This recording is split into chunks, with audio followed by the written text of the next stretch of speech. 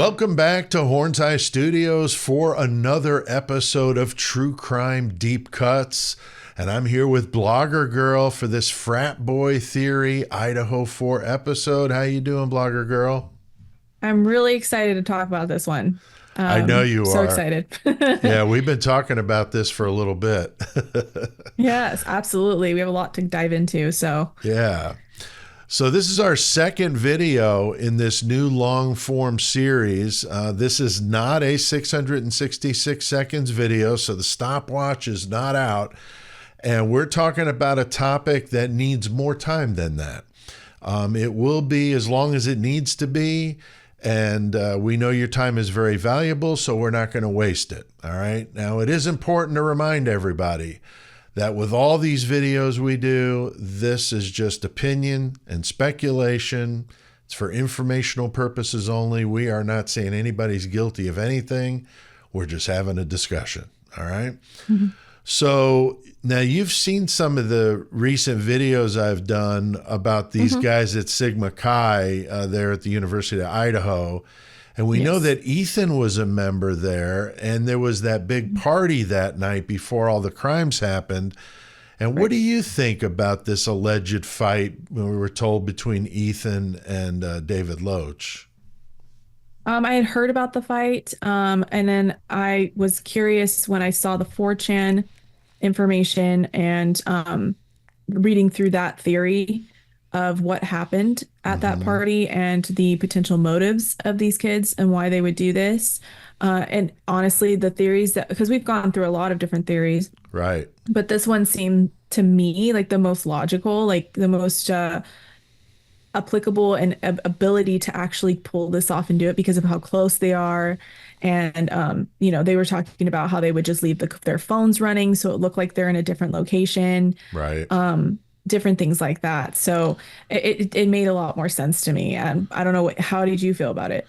Yeah, I know that when I put the video out, you had sent me a text or an email like, hey, this is really hitting. I think this is, this is really striking a nerve with me. And I definitely think there's something here. The more and more I look at this theory, the more and more I like the theory. Like it, meaning that I think it's closer to what may have happened versus actually liking it, of course. But what time do you think they left the party, Ethan and Xana? Because we hear different times, and I don't know if that's ever been, I mean, what are we basing this on? Bethany? I don't know. What do you... Well, the affidavit definitely does. I was actually rereading it last night, and I want to kind of go part by part in it and just really dissect it for future videos that we may do and stuff. And I was reading it, and a lot of the things, the terminology that he uses is approximately at this time. And I'm like, how do you not know definitive times? There's probably video evidence with timestamps, things like that. Like, It was just super bizarre verbiage to be using. And then it came down to, well, when they were talking about Ethan and Xana, that they said they were at the party from 10 to 1:45. And then it says that Bethany Funk was their source for this. And I'm like, well, how would she know that? And the only thing I could think of is if she's on the first floor and she's hearing people come through the front door at a certain time. I thought she was at the party. Right. Okay. So she saw them at the party. Right. But then she's saying that they got home at 1:45. And I'm like, well, how would you know that unless either you saw them in the house, like maybe in the kitchen or something, and you came out of your room and went up to the second floor and saw them. You heard them come through the front door, maybe. But that's the only reason I would think. But if it's such a high volume house, I would never pay attention to people coming in and out of my house. Like, I just would be like, whatever. Yeah, you wouldn't get anything done if you were keeping track of who was coming and going in that house. No. I mean, that's a good point. And, I've, as you are, very skeptical of the two that didn't end up in the same situation there at the house, Bethany and Dylan. So definitely some skepticism there. And then I also wonder, what about Ethan's brother and sister? I mean, they were at that party too. Right. And it's like, I mean, I know that the Chapin family seems to have really distanced themselves from all this, but it's very weird. And then the fact that they both went back to the school after this happened, and it's just like, I don't even know how you could do that if something like that happened to your sibling, especially a triplet like that. It's that's just really strange.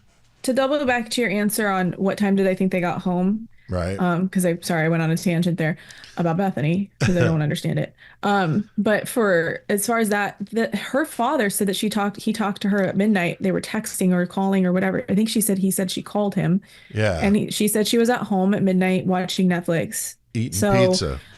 I'm assuming they got home before midnight, which is before Bethany and Dylan Right. supposedly got home.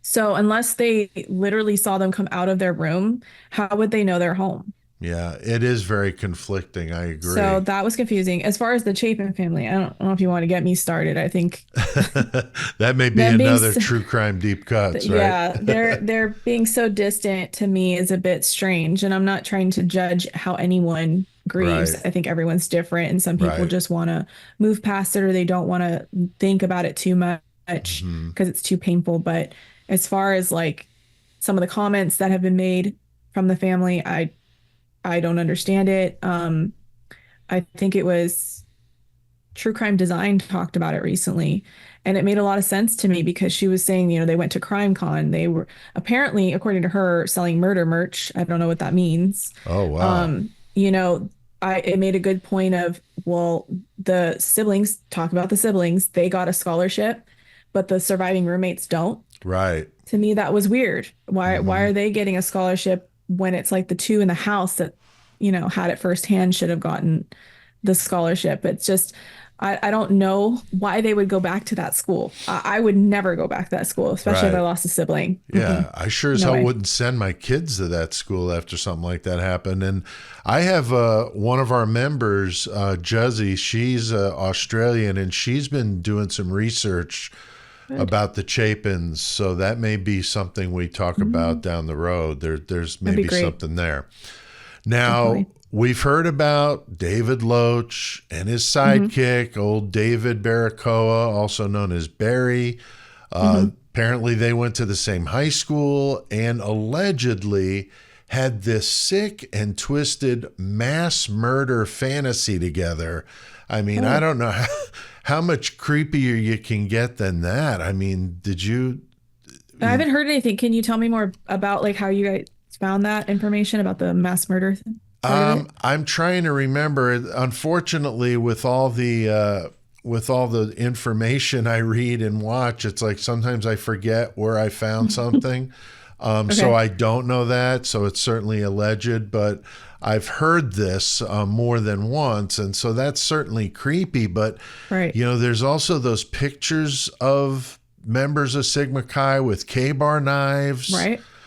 Yep. And that was what the Halloween before. Is that I right? believe so. That was at their Halloween party the month before this Right. happened, or a few weeks before this I want to happened. know if it was tested. Was that K-bar tested? Did Yeah, they I look would into I it? would have serious doubts about that Yeah, with same. the way this was done. But I mean, I've read stuff about what these fraternities do to haze their members. I mean, Oh, yes. it is so graphic we couldn't even think about touching it on here on YouTube. So Right. horrible, really disgusting things they've done. I've heard rumors of waterboarding. I mean, like really bad stuff. So, I can I can give you a actual personal story. So I was in sure. college, and I'm not gonna put any names or anything like that out there, but there was this girl that I'd met at orientation for school, and she asked me if I was gonna rush, and I said, I don't know, because I had heard the stories you had heard, so I was like, I don't know if I want to. And then I ended up not because one of my best friends, he was like, why are you gonna pay for friends? And it's just kind of stuck with me. Like you do have to pay hefty dues every quarter Right. and every if you're in a semester, every semester to be a part of it. So it's like you are essentially paying to have friends and to like party. And he was like, you're a girl, you're gonna be invited to parties that you don't need to like do that. And I was like, that makes sense. So Right. um I basically like the way I was talking to her about it, I said, I'm not going to do it. It's not my thing. And so she ended up doing it. So fast forward a couple months later, I see her at our local Starbucks on campus, and I was like, "Hey, oh my God, I haven't seen you in a while. How are you?" And her and I get into like a conversation, like just catching up, and she had some of her sorority sisters walk up, completely ignore me, like I'm not even there. don't acknowledge my presence, don't acknowledge my Wow. existence. Start talking to her, and they're giving me looks like looking me up and down, like, who are you and why are you talking to her? And she was like, yeah, yeah. And they're like, we gotta go, we gotta get to this or whatever. She's like, yeah, I'll be in there second. Like, let me finish my conversation with me. Right. And she turns to me and she goes, they forget that I have friends outside of the sorority, you know? And Right. I was like, yeah, uh-huh. It was just like super creepy from my end and looking at the Yeah. situation. So the secrecy and you stay in your group and you don't leave that world is Mm-hmm. very real. And I got a little taste of what that was like because she was like feeling like she was being reprimanded for talking to me because I'm not a part of it. Yeah, And so, yeah, that's I can attest to fascinating. that. It is a real thing. Wow. Yeah, Hmm. just definitely some strange things there. And then the other suspicious frat boy deaths. I mean, we're going to cover that in another True Crime Deep Cuts, but I mean, there's Hmm. several of them that we've heard floated around, Hudson Lindau and Yes. the So mysterious sad. death surrounding Hannah Cleary, which of Another course would sad be the one. sorority sisters type thing. So definitely some interesting things going on in the periphery in this case, like with all of it.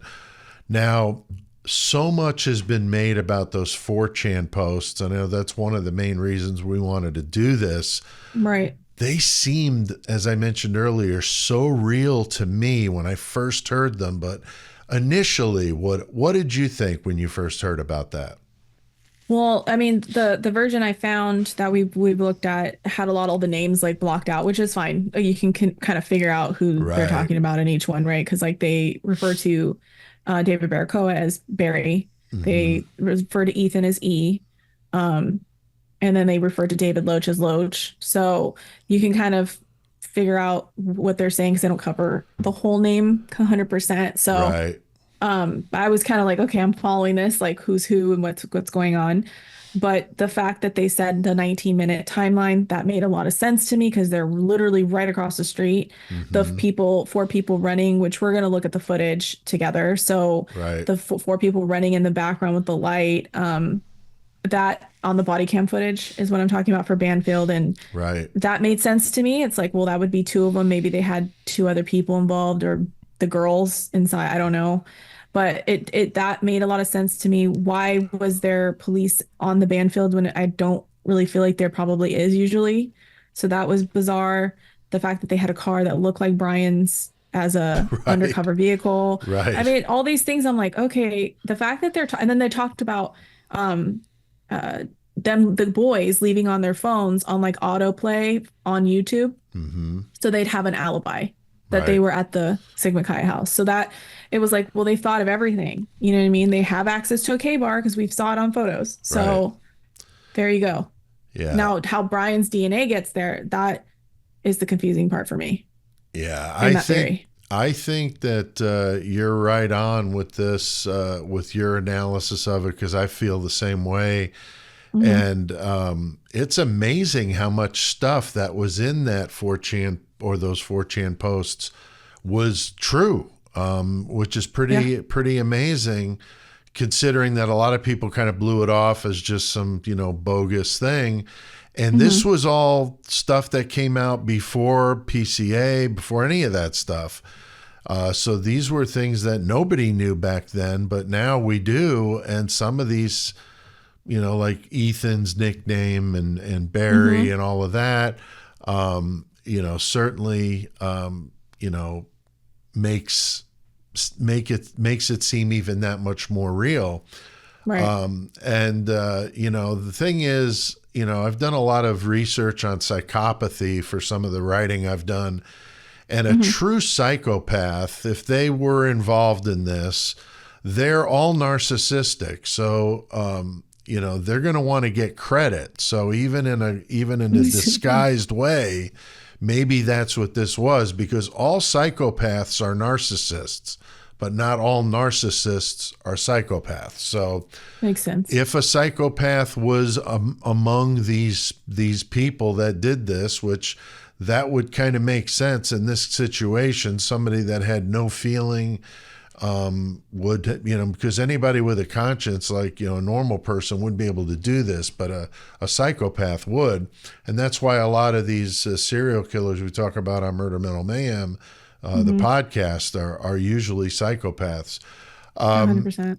And the other thing about that post is mentioned a woman was involved, Okay. which I thought was interesting. So I don't know if that was a sorority sister, or if, I've heard the name Emma Bailey thrown around a lot, but I'm not seeing her in coordination with the frat sorority angle. So I don't know who the woman was, but that 4chan post referenced a woman as being among the 4 that went over there. So Right. fascinating. Did you know who they were talking about when they referred to Dirty South? Is that Loach? Is that who they're referring? I think that's who they're I referring to. believe that is who Dirty South Okay. is. Yeah. I Okay. believe that's Interesting. true. Yeah, and then they talk about, big boobs. Right. The other word for boobs is Kaylee, and they Right. do say Mads the whole time. They don't They have like do. nicknames for her, but they do say Mads. So there's a lot that yeah, it's Yeah. interesting. Oh, and they do talk about like that she was talking SHIT to like Loach, Maddie Right. was, and things like that. They talk about Maddie's boyfriend and they refer to him as Rogaine. Did you see Okay. that? Yeah. I now believe that that's you how said- I think she's talking about Rogaine, and then they block it out as like, I think it's Jake because he's like losing his hair. Right. And Right. so it's interesting that they have all these people involved, and like we hadn't even heard anything about the case at this point. It was still so early on. Right. But yeah, so Yeah. And who do and then you they talked think? about Who do you think was leaving these posts? that's the whole thing. It all says anonymous, right? But I feel like nothing is anonymous on the internet. So how wouldn't they be able to trace it somehow? If it's something regarding like a murder case, you think that they would have the authority to look up who that person is and who's posting it and find the IP address and things like that. But You would think. I don't know much know? about 4chan though. Isn't it somewhat like clandestine where you're not supposed to be able to do that? I don't know. I don't know anything. that's what they're saying. But I mean, like, look at the DNA stuff, how they say it, True. law enforcement's not supposed to have access. And then there's been told that True. they do, or they can get Right. access to it. So I don't know how much credence I put in that, but the fact that this person, and I'm looking at it right now, and it seems like it's the same ID that's saying all of this. So it looks like one person Wow. is saying all of this. So I'm like, who Interesting. is that?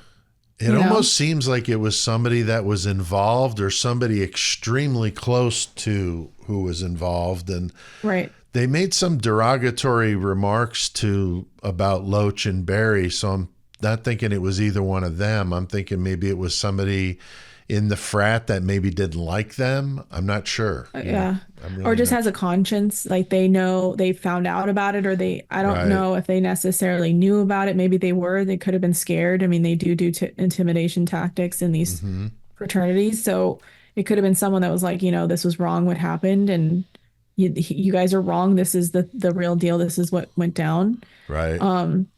That's a good But then point. we look at other theories, and other theories make sense. We've gone through a bunch of different ones that are like, you can't discount that either. So it's like, I know that's why that lambs to the slaughter video I did is like, 100%. I think it's all the above. I Yeah. can't even rule any of these jokers out. I mean, it's unbelievable. And another thing that came up in that 4chan post, which you had helped me out on this end on the research, was the mention that Barry's dad was associated with a professional cleaning business. And I would think that if these guys were involved and they had access to that type of equipment and supplies from a place that does that kind of thing for a living, I would think that could be a very good indicator of why there's so few DNA samples they found at the Yeah. scene. I mean, what do you think?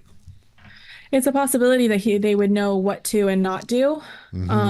And then I doubt that his parents would be involved or his dad would be involved. But if he like absolutely shadowed not. him, Right. then he would probably know exactly how Yeah. to be careful. Yeah, so his dad, Morrison, he went by Maury, was the business development associate for the business was American Cleaning Services out of Boise, but he was there from 2019 to 2020, so a short period of Right. time.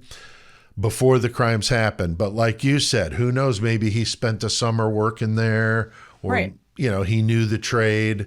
We don't know. I mean, he was a rich kid, so maybe he didn't have to work. I have no idea, but it was just something that was brought up in the 4chan post. And it's like, there's so many things that are right about it. Why would that be wrong? I mean, it seems like an interesting detail.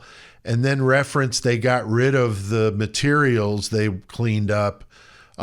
He mentioned a town, which is, I believe, where Barry's parents live, outside of Boise. So very fascinating, very fascinating. So I don't know. Exactly. We did cross-reference, and so some of these things we were checking out to see, like, is this legit? Could this be real? And it's we on. did find that. It's on his dad's LinkedIn page. That's where I think you saw it, and then I went to the company's website to see if there were any locations outside of Boise that maybe they could have gone to get the stuff they did, but I didn't see any other locations.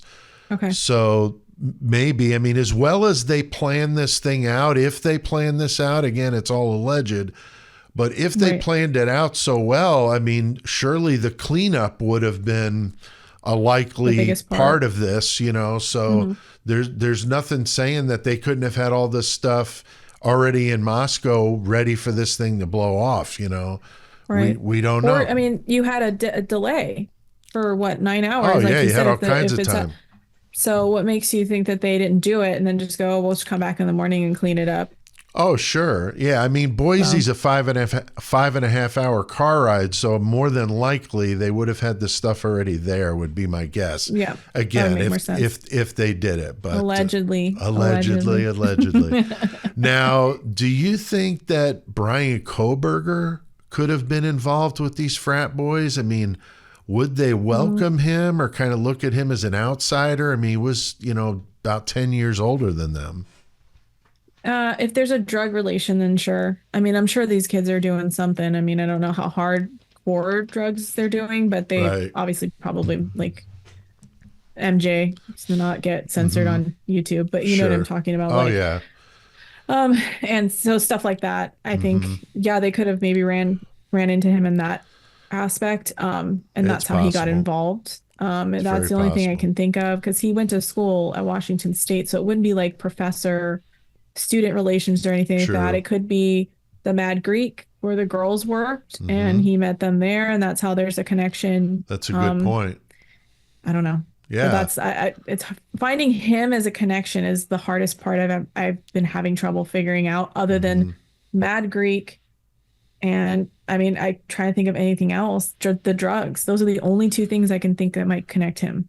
Right. I mean, he does seem like a loner to me, and I'm not sure he would mix well with the frat boy mentality. But like you said, if there was an other motive there, like you said, possibly drugs, then maybe that could be it, He could be, accepted if he's their drug dealer or supplier. I should say, not dealer, but supplier. Right.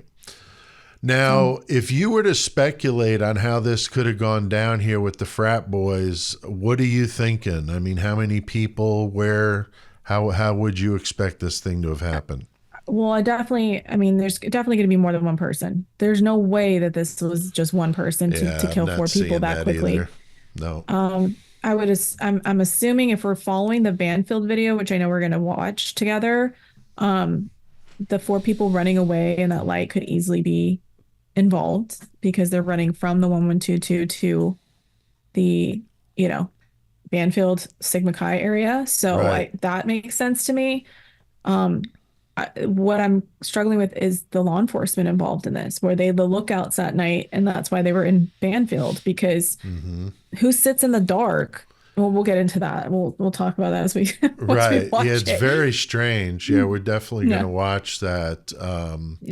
So definitely 4 people. I think there's more than one for sure. And then the idea of leaving their phones on for an alibi is definitely doable for me.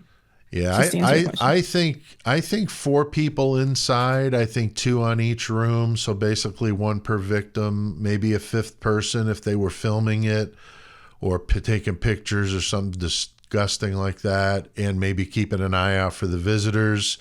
maybe a lookout or two outside. Maybe that's what the police were doing, with lookouts for this all thing, like you said. So yeah, I'm kind of in line with you. So do you want to check out this Banfield Yeah, footage? let's watch it together. We can pause it as we go too, as we see things and Yeah, we talk can about do that. But I just thought it would be better to watch it with people so that they're not having to take our word for it. Let's show them. That's right. Yeah, let's check this out. So let me all right. And I'm going to start. Now, this is 44 minutes long, so we're not going to watch the whole thing, but no, just the main parts. But he gets out of his vehicle. This is him sitting, or he's like moving, I guess, or parking that whitish, I don't know what kind of car that was, but I think it was a Ford Fusion, which is interesting. There's the boys. You can see them in the middle of the screen that they're about to like approach. Right. And they certainly don't look like they're drunk to the point where they need to be stopped and bothered. It just seems kind of absurd.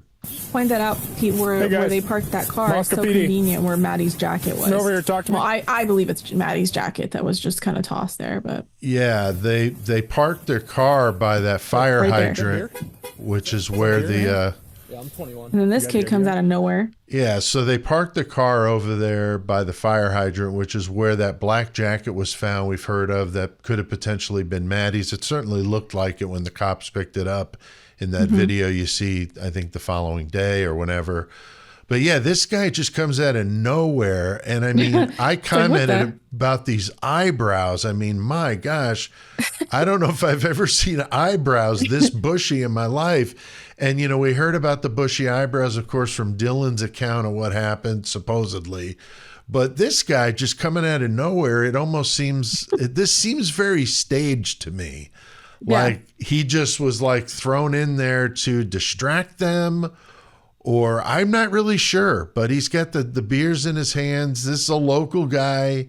He's from Moscow. Saeed Sheikh Ali is his name. I did look at his LinkedIn. He does have those big bushy eyebrows, which I don't think are fake. They look like they are, but I think he's just like Middle Eastern, has like those big eyebrows. Yeah, it's just not to pick fun at it. It's just that the bushy eyebrow thing is part of the story, That we found out later, so you don't think of it at the time. Right. But his LinkedIn said that he graduated in that December. So he was still going to school there. I don't know if he says in here that he's still going to school there or he graduated, but I believe he graduated because he claims he's legal, so he was 21. I did the math. I think he graduated high school in 2019, I believe. At Moscow High, he was a wrestler.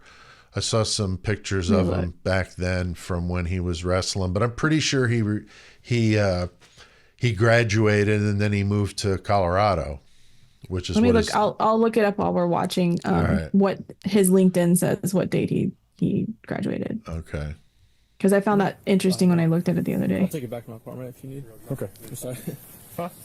No, they just took off. I told them to stop, but I'm not going to push it. Can you hear what they're saying, Pete, at all? Yeah. Or no? Okay. Can you? I can't hear it, but Okay. Okay. Sorry. No, you're good. I live like right there. I'll take it back if you need. No, we're just doing alcohol enforcement and running around. might be because you have the headphones on. So, That's You're okay. good. What's your last name? That's okay. We were just looking at mannerisms. So that's where their car is parked, right where the red lights are. That's where her jacket was kind of picked up. At least that's what I think it was. Yeah, so we're on the Banfield He does facing. He does look like Halloween eyebrows. Sorry, not to be mean. It does look like he smacked them on there. Yeah, but we're facing King Road across the street from where we're looking, where the white car is, about another 100 yards to King Road. What's The King Road house, not King Road. Okay, so I'm just going to check if everything's good.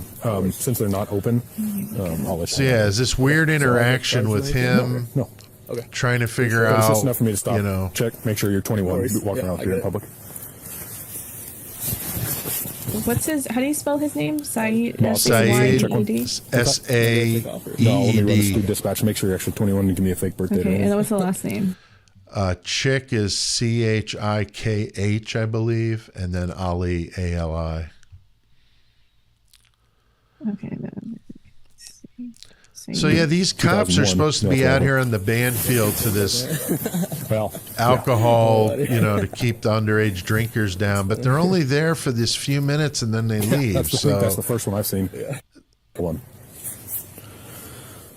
They're in an unmarked So car. that's I mean, they're being all covert. I These just are don't. boys? It just seems strange.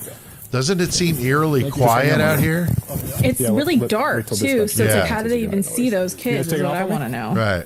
I didn't hear you, yeah, we thought you were talking. Y'all three turned around and I pointed my flashlight. You said, "Hey, come here." You guys all turned around and walked away.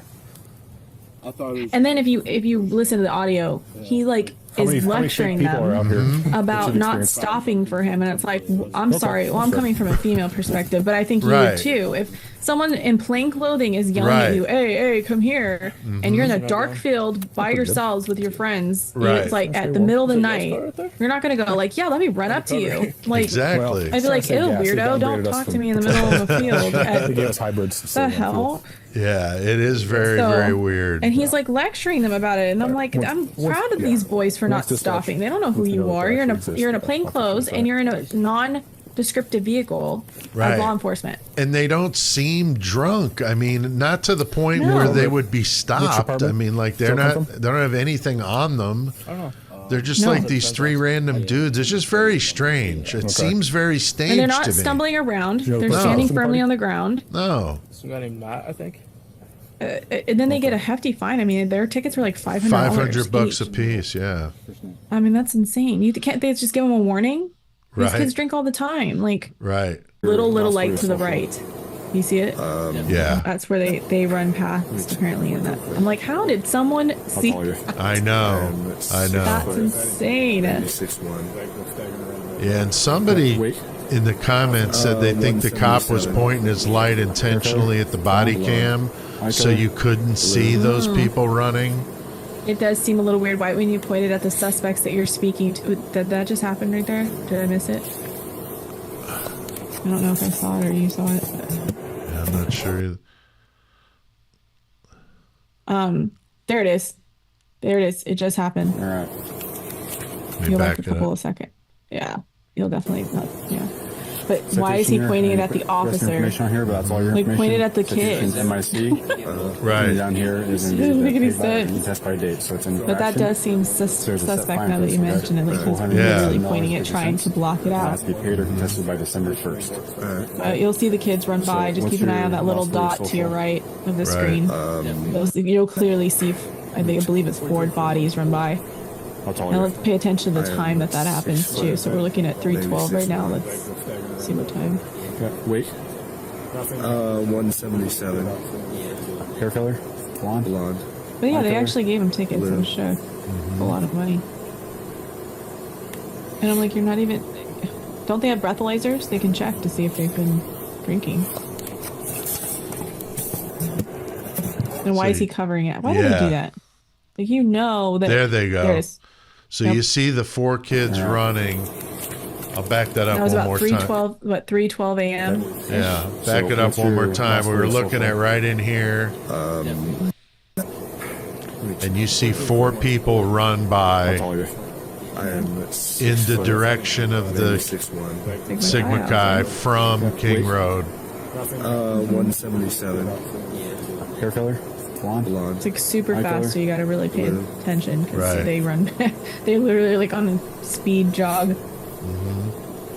And it's like, why are they running so fast? What are you running for in the middle of the Right. night like that? I get people walk home. It's like probably right after this. There it 1, is. 2, 3. Yeah. I so- think there's 4, but yeah, there's 4 of them. But yeah, right in here you can see that. So that is just and then there was supposedly Really? a screech, wasn't there? Like a yell or something that they caught on audio. that I'm So- not sure about. That I'm Yeah, not there's sure like about. they believe there's like a yell, high pitched scream, and people were saying it could be a car, or something driving by, and I'm like, Put you on oh your way no, sounded pretty like solid Yeah, of a sound. very, So very interesting stuff that was captured on that Banfield footage. I mean, really, really, really interesting stuff. That's for sure.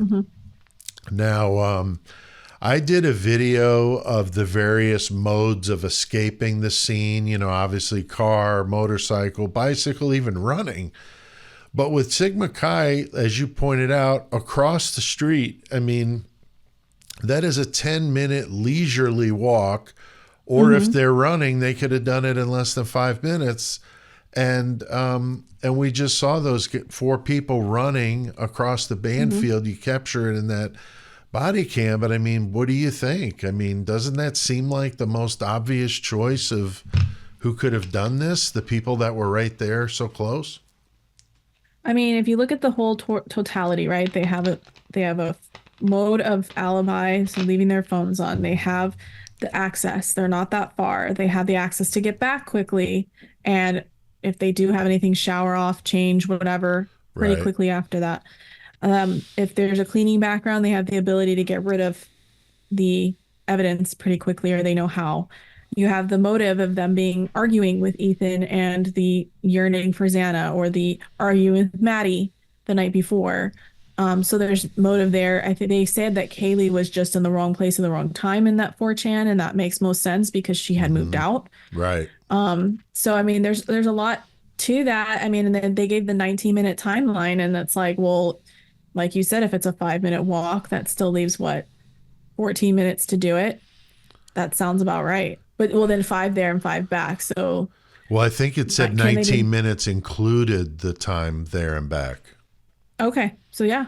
And the cops were there for, I think, 23 minutes. So if you were to believe that the cops were the lookouts or somehow complacent, that makes sense. It took 19 minutes. They were there a little more than around 23 minutes from when the body cam turned on to when they left. So, right. You know, and if they were there for alcohol infractions, why weren't they there all night? Like, why were they just there for 23 minutes? And amazingly, the 23 minutes is when we believe this actually could have happened. So that even makes it stranger that they were 100 yards away from a house where this was happening. Just too many coincidences. And 100%. I mentioned it a couple times now on the channel. You know, detective or police officer I talked to said, I don't believe in coincidences. And this case has got so many coincidences and strange things, it's not even funny.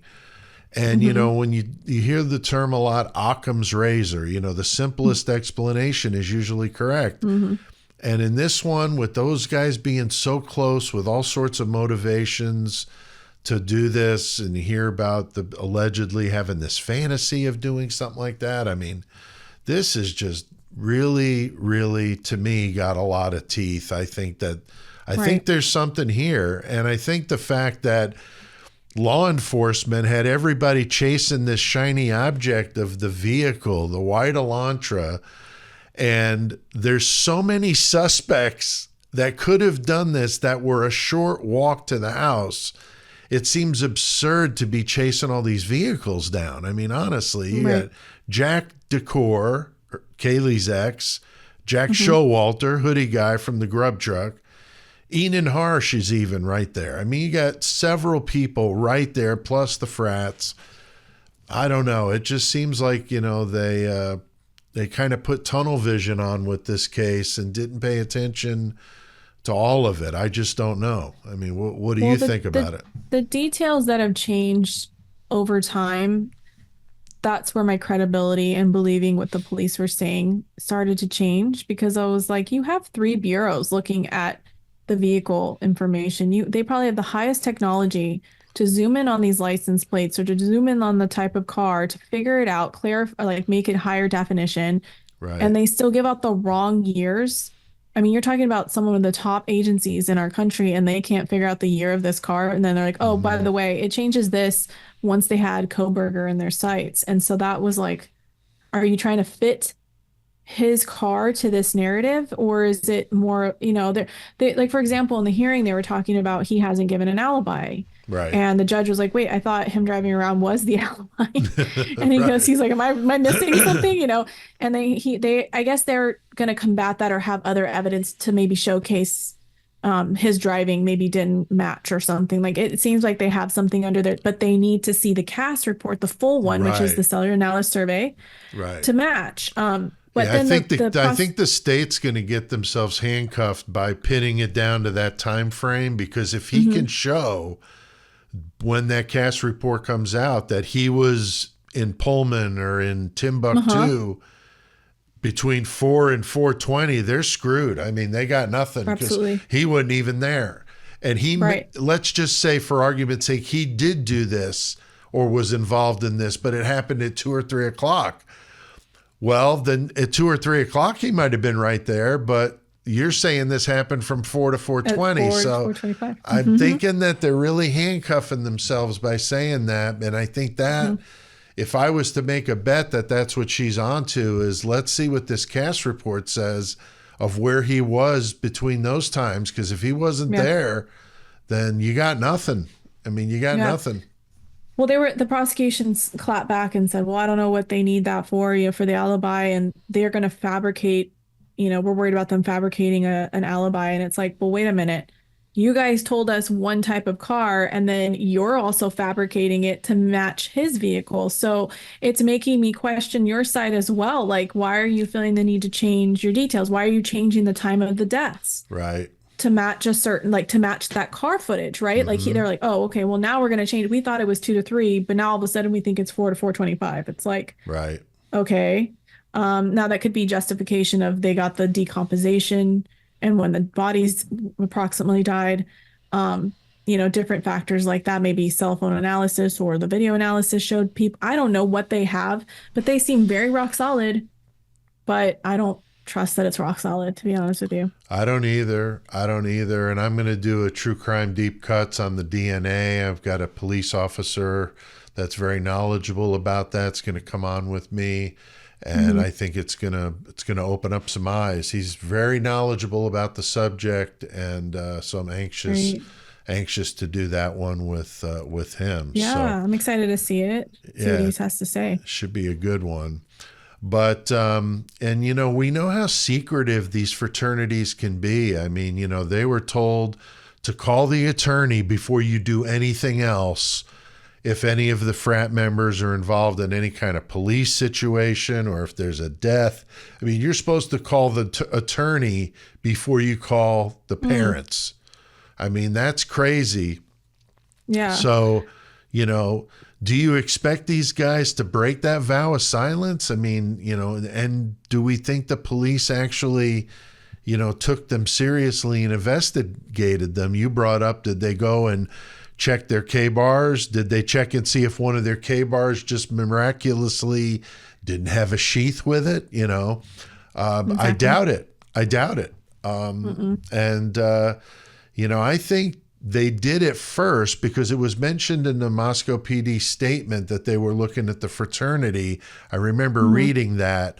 But we also know that Scott Green, the president there of the University of Idaho, was in meetings twice a day with law enforcement in the beginning. I've never heard of that. That's weird. I mean, I've heard what you're saying. I'm saying I've never seen that before. Yeah, I mean, it makes no sense. It didn't even happen on the campus, and I could understand them keeping it in the loop, but to be in meetings twice a day, and then the guy goes and writes a book about the case when everybody else is bound to a gag order, it's really, really suspicious. But you have to wonder, was it because he was in these meetings with the police where he's like, you know what?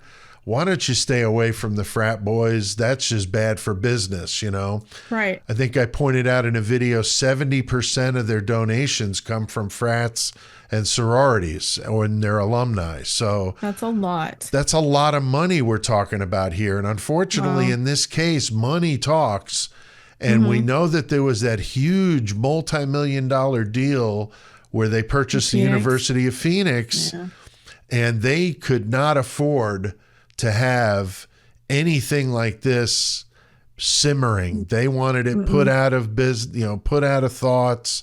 We got somebody, they could kick the can down the road and delay this thing and delay this thing and delay this thing until it's more, not so much in the public eye. And then, nothing to see here. Unfortunately, it looks like, the fix could be in here. I hate to say it, but it sure stinks like that. And I just think that they missed such an opportunity. I mean, these guys all skip town. Everybody vanishes after this happens. Like that doesn't seem suspicious. that everybody we've talked about in this case, everybody's gone. Like the 100%. only person that stayed was Brian Kohberger. Okay. So the entire cast of this crazy story all went into the wind. I mean, different countries, out of the area.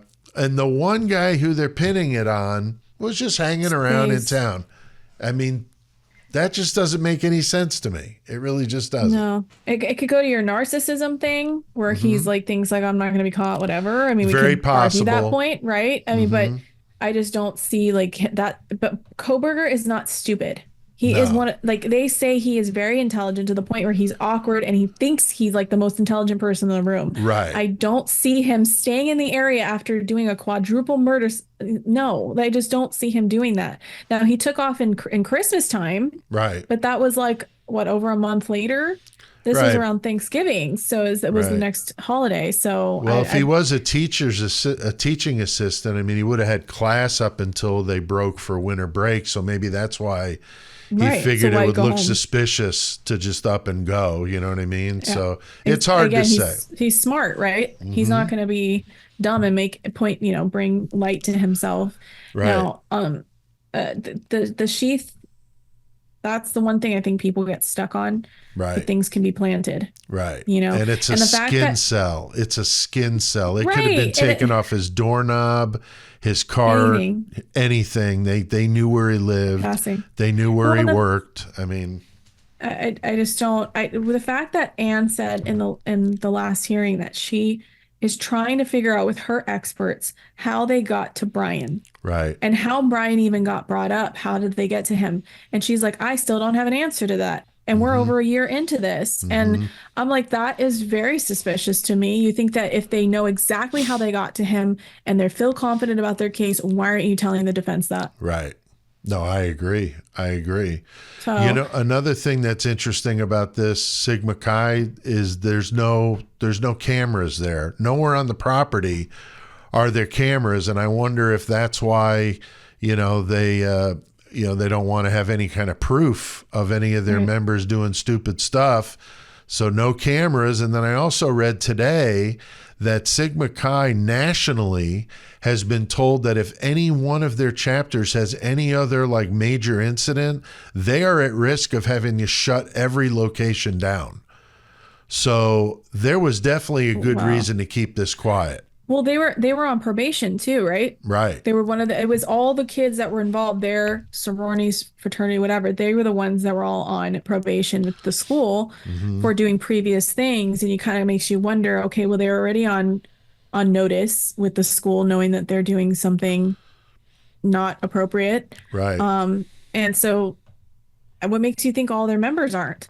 You know what I mean? Like if they're getting in trouble with the school in a general sense of just their fraternity, and now we're looking at specific members potentially, it's not far-fetched to get to that point. No. The camera's not being there, I'm not surprised. No. They don't want to get anything on camera. Right.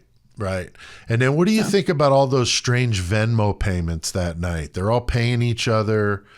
The $6 amount seems to come up a lot. Like, is that the price it was to pay-per-view this thing? I mean, it sounds horrific, but I mean, I just don't know. I mean, I caught a lot of flack from some people that didn't like the fact that I brought that up in a video, but I mean, I don't think anything's off the table in this case of so many coincidences. Well, the first thing, public Venmo is weird to me. I don't understand. I know. Let everybody see my transactions. Right. What? Okay. I'm just going to throw that out there. So if you have Venmo, turn it on private, please. It's just weird to me. That is strange. Two, it does seem like when you talked about the siblings and him sending them stuff and the timestamp and things like that, it is very cryptic. So I do find it bizarre. That's where it added credence to what you're saying. And then Anne saying the 400 things in the 400 witnesses in the last hearing. Actually, it wasn't even her that first said it. Was it her? She might have said it first, because I did watch a part where Jennings also said it as well, the prosecution. Right. And she's like, well, she's talking about bringing 400 witnesses. And I'm like, wait, okay, I did hear it twice. Like, Right. I'm not crazy. I know. So there was something going on with that that gave a little bit more. So when your video came out, it made a little bit more sense that it is a plausibility, and people getting upset with it. Well, too bad. You know what I mean? We don't have enough Right. information out right now, and until Right. we do, we will make corrections. If we're completely off, that's fine. Sure. We're open to owning that. But at the same time, we have to consider everything. That's what you do when you investigate things. You have to look at every avenue, and these people did not do that. This law Right. enforcement did not do that, in my opinion. They were No. pigeonholed on Brian, and I want to look at everyone else that potentially could have been involved. It could be a completely simple information, but when you get mad at people who don't have access to that information and haven't had access to it, and we're going off of what we're told, well, sorry. Yeah. I get passionate agree. about that because it's like, I don't like people attacking people when it's like, I don't have access to the information yet. So we're going off of what we can, and we're looking at everything in a Right. big scope, and not going to just discount stuff because people don't like us to look at it. Like, you're going to make me want to look at it more when people Right. get upset about it. Like, okay, maybe am I onto something, and am I pinching a nerve? Because, Right. Right. so Yeah, and then that's my you got personal the opinion. third Jack. As if we didn't have enough Jacks. We got Jacks, Queens, Kings. We got all kinds of playing cards here. Jack Kadovich. He's a name that you don't hear about anymore, but I brought him No. up because I read about this guy. He was supposedly friends with Ethan.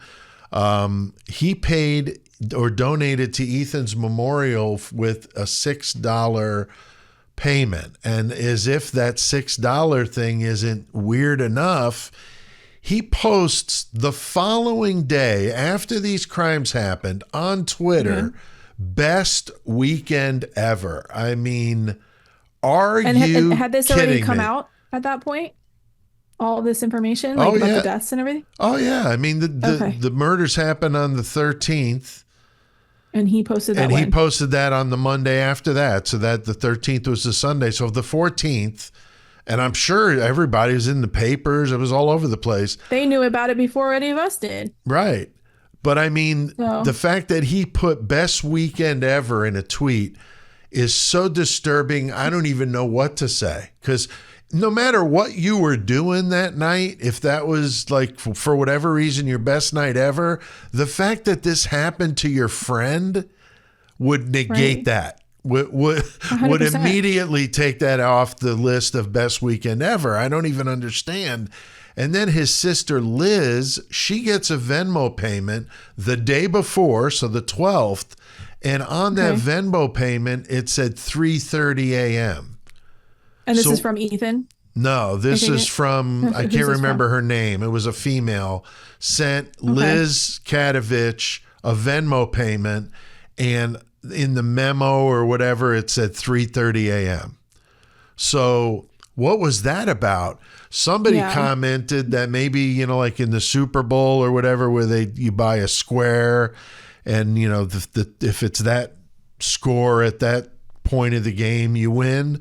If it was something crazy like that, where they were selling, tickets to guess when this was going to go down, I don't know. But it is very, very strange that Interesting. somebody's sending the guy's sister a Venmo payment and it says 3:30 a.m.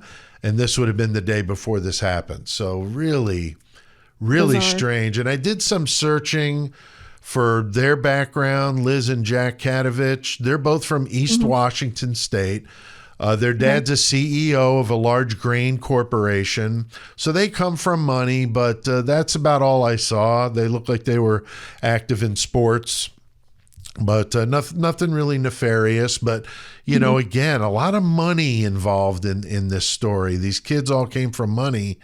And that's why a lot of them, and smartly, lawyered up, Yeah. that's a Yeah. smart thing to do. That doesn't really faze me too much. I think you and I would try to lawyer up if we could, even if we Right. didn't have the money, just because it is a dangerous situation to be put in, and you're like, you don't know what's going on. I mean, they had that drug bust right after that. And Right. if those people if this is somehow connected, that's dangerous for them and their families. So Oh, yeah. that doesn't too surprise me too much, but I mean, the money talks, and money can protect you in a lot of ways. And it's sad because I've come from nothing, and I'm sure you probably did at some point too. Yeah, I middle don't know. class. Right. So when you come from really limited means, you you don't really understand that, but when you come from that kind of caliber, Right. you know what it can do for you. So Oh yeah. connections speak. Mm-hmm. So a lot of connections, a lot of money in this story, but there's a lot to digest with the frat boy theory. And we're not saying anybody's guilty here. We're just speculating on how this could have happened. These were incredibly violent crimes. And I think that the fact that there was a fight with Ethan that night before, coupled with the rumors that David Loach had this thing for Xana, as you pointed out, and an argument the night before with Maddie at Sigma Chi, there could have been enough rage to do something like this. I mean, we've heard that allegedly David Loach was taking steroids because that's what Ethan was making fun of him about. And this, has been known to make people violent. I mean, we did it on the podcast. The case of wrestler Chris Benoit, took his family out over that. It could have been that Kaylee, as you said, was in the wrong place at the wrong time. They could have been there to get Ethan and Xana and Maddie, and just she unfortunately was staying the night because, like you said, she'd already moved out. What are your thoughts on? Because I've heard this theory before, but what are your thoughts on the sacrificial idea through this? You know how they've been rumored to have these ceremonies and things like that where they'll sacrifice somebody, and that's what True Crime Design was starting to say that maybe Ethan was a sacrifice. Oh, I hadn't heard that. I like True Crime Design, but I hadn't heard that. It was a theory that their family is doing well, hence the scholarships and the doing well at school and all that kind of stuff because it was a sacrifice. You can cut this out if you don't want to. No, that's okay. I thought that was an interesting point, and I'm like, that's why they're so I don't want involved in it. We just need to heal and move on, and very chill vibes about it. Yeah, definitely something there with them. Like I said, I got somebody on that case, and maybe we'll see what she can dig up for us. But any last thoughts on the frat boys, Blahgergirl? I know we could talk about this endlessly, but anything definitely. you want to say? Guys, I mean, I did a kind of a reel of just the 4chan so that people could look at it and just read it for themselves. I didn't say anything in it. It's literally just the screenshots of the 4chan. So if people want to read actually what that was said, a lot of the names are blinked, or all the names are blanked out, because I got it from an article, and I think he was trying to protect himself as well from getting sued or anything. But you guys can go and check that out. It's on my channel. It's just basically a rotation. You can pause it, read it, move on to the next one. I'll link to that. I'll link to that down below. So if you guys want to check out that stuff on her channel, you can do that. But we appreciate you guys checking out True Crime Deep Cuts. There's a variety of content here on the channel. If you like the shorter videos, I have the 666 seconds videos, where each one is 666 seconds or less. I've done interviews with a lot of the YouTube creators. I've got more coming up. I've also interviewed other people like Dr. Catherine Ramsland and some others. And there's also the Murder Metal Mayhem podcast for the solved cases that I do on here. So a lot of content for really whatever you're interested in if you like true crime. But I would also want to thank the members of the Horns High Club. You guys are awesome, and I appreciate that support very much. And we'll see you guys next time for another episode of True Crime Deep Cuts. Thanks, Blahgergirl. Thanks.